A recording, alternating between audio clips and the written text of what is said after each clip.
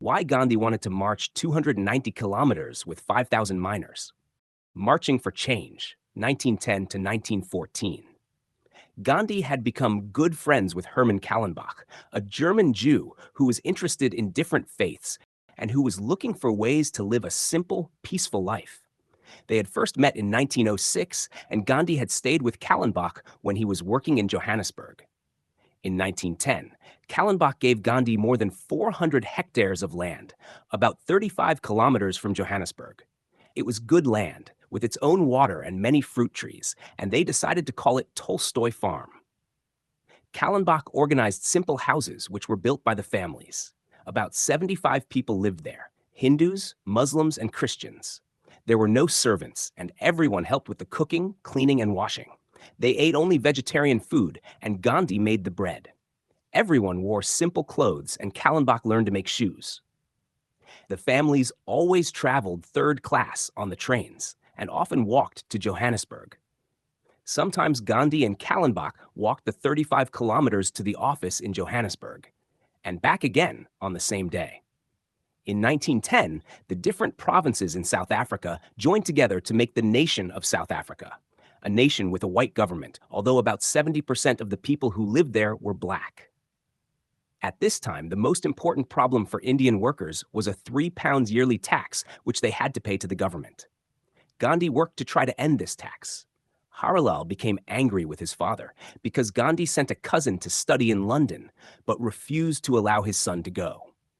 In the end, Harilal went back to India with his family in 1911. In 1913, the government decided that Hindu marriages and Muslim marriages were unacceptable. Only Christian marriages were accepted by the courts. Indian men and women were extremely angry about this new law, and Gandhi started a new fight against the government. His plan was for large numbers of people to disobey the law. If there was not enough room for them all in the prisons, things would be very difficult for the government. Kastur and a group of women went into the Transvaal province without papers and were arrested and sent to prison. Indian factory workers stopped working. When Indian miners joined the strike, they had to leave their homes, which belonged to their employers. Gandhi asked the 5,000 miners to walk 290 kilometers with him from Natal into Transvaal and on to Johannesburg, where they could live at Tolstoy Farm. Gandhi told the miners that they must remain calm and peaceful. If some of them were arrested, the others would continue to march. There must be no violence. Gandhi phoned Smuts before he started the march, but Smuts refused to speak to him. On the 6th of November 1913, the march began. Gandhi was arrested a few days later and sent to prison. The marchers continued, led by Polak and Kallenbach, who were later arrested too. The marchers walked about 170 kilometers before the government sent soldiers to put the marchers on trains back to Natal. The soldiers beat many of the marchers, and some of them died. But more and more Indians joined the strike, and every detail was reported in Indian and British newspapers.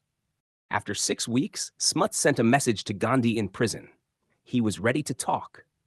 Gandhi and other leaders were released in December 1913, and when Gandhi spoke at a large meeting in Durban, he wore the simple white clothes of the poor Indian workers. Gandhi had been helped by gifts of money from India and from a new British friend, Charles Freer Andrews.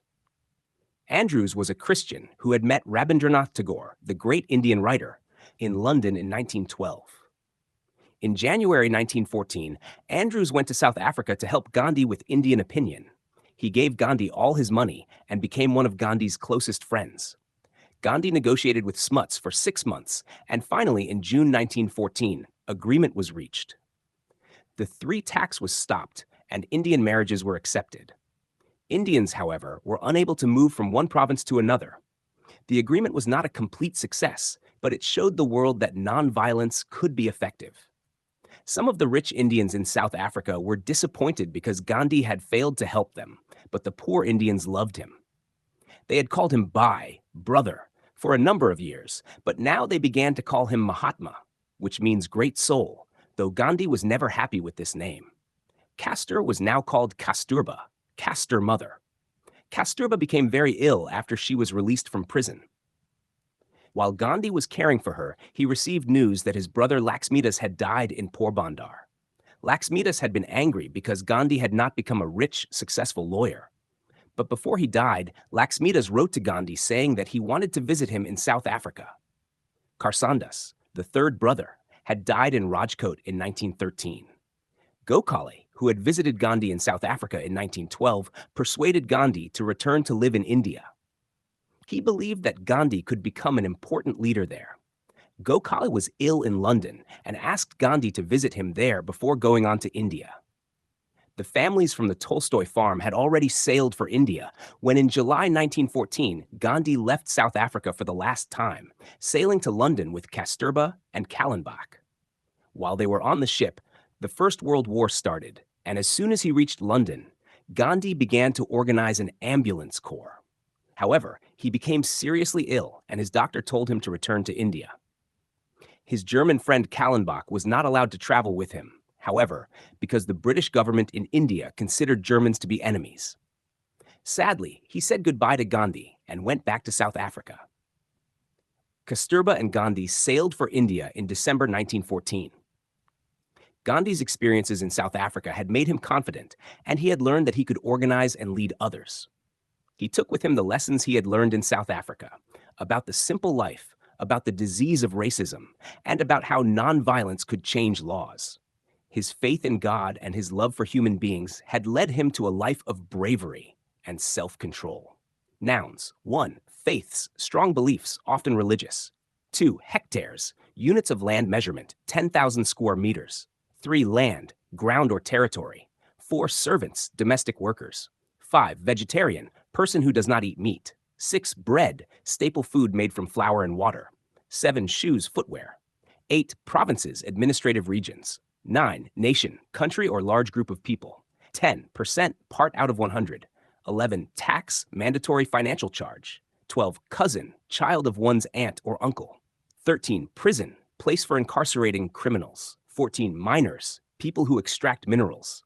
15. Strike, work stoppage for protest. 16. Employers, people or entities hiring workers. 17. Violence, physical force to harm. 18. Detail, specific feature or fact. 19. Soul, spiritual part of a being.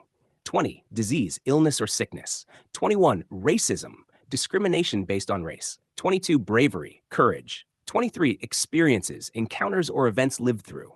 Verbs. 24. Own, possess something.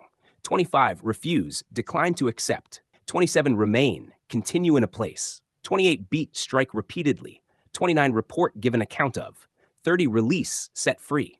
31. Negotiate, discuss to reach an agreement. 32. Consider, think about carefully. 33. Persuade, convince. 34. Sail, travel by boat. Phrasal verbs, look for, search for.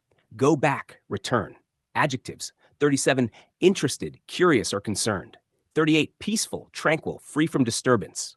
39. Organized, systematically arranged. 40. Unacceptable, not satisfactory. 41. Calm, not agitated.